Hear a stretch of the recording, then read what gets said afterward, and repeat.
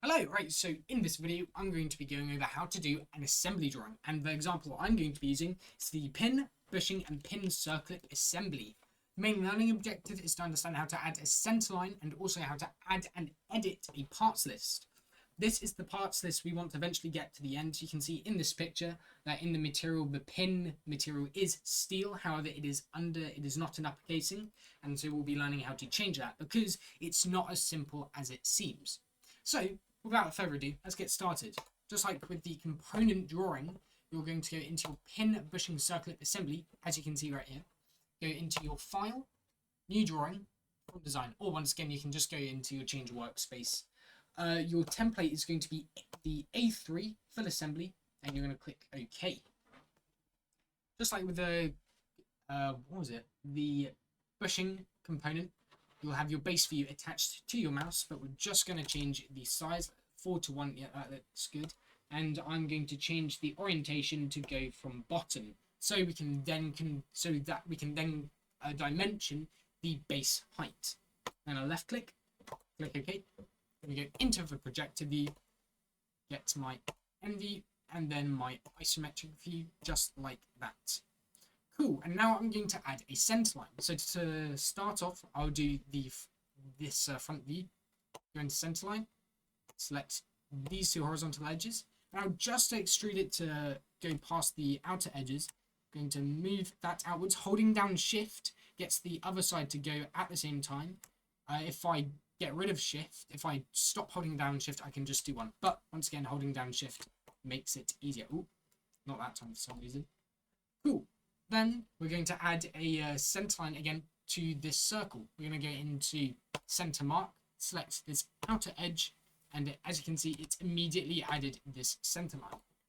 Now we're going to get started onto dimensioning. So we need the general height, general length, and general width.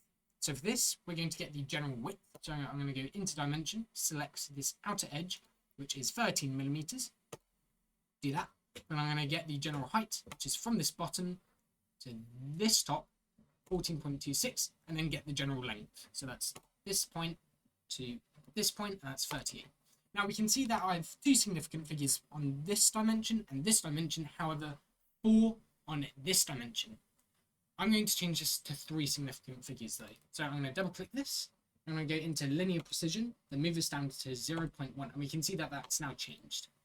What I'm also then going to do is double click this and also add 0.0 on the end to just make sure that everything's consistent. So 0.0, just like that.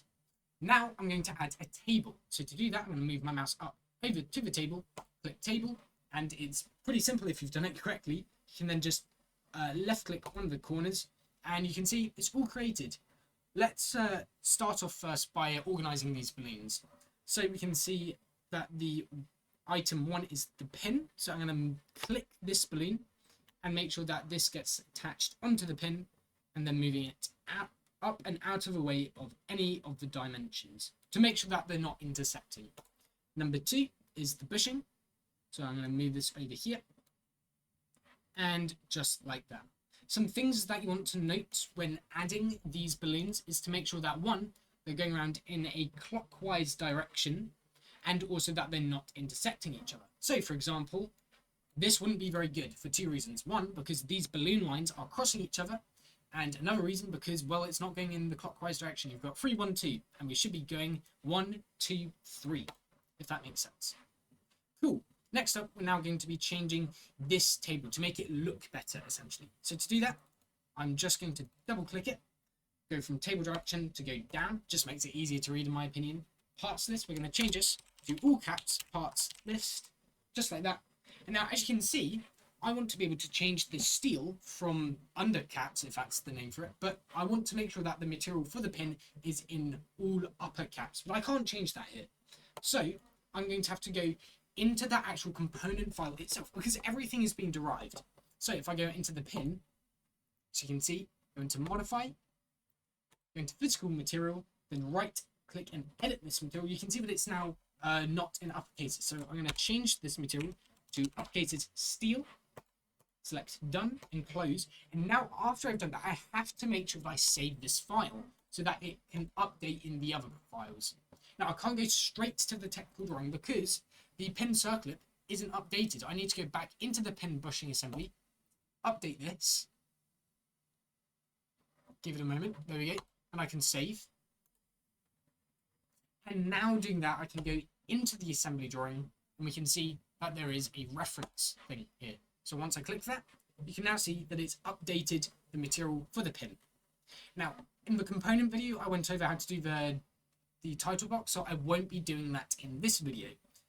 Other than that, that is everything to do with the assembly drawing.